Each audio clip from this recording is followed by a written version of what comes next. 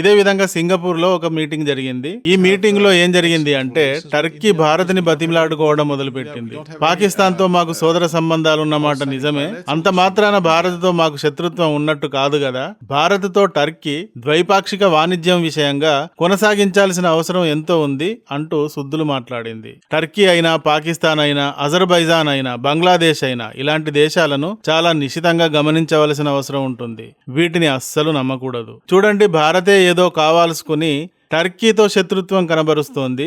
భారతే టర్కీని అంటరానిదిగా చూసి దూరం పెడుతోంది. మాకైతే అలాంటి విభేదం భారత్ పట్ల లేదు అని 4 దేశాలు ఒక్కచోట చేరి సమావేశం అయితే అక్కడ సెల్ఫ్ రైట్నెస్ ప్రకటించింది. భారత్ ఈ మధ్య కాలంలో టర్కీకి మామూలు షాకులు ఇవ్వలేదు. టర్కీ అనుకుంది భారత్ గురించి, భారత్ ఏదో 12 ఏళ్ల క్రితం అమాయకమైన భారత్ అని భావించింది. భారత్ పట్ల తక్కువగా భావించింది. కానీ భారత్ టర్కీని ఈక ముక్కలా పీకి పడేసింది. దీంతో టర్కీ మెల్లిగా ఇప్పుడు మ్యా మ్యా అంటూ మాట్లాడుతోంది. సరిగ్గా ఏం మాట్లాడింది, ఎక్కడ మాట్లాడింది, ఎందుకు మాట్లాడింది అనేది ముందుగా చూడండి.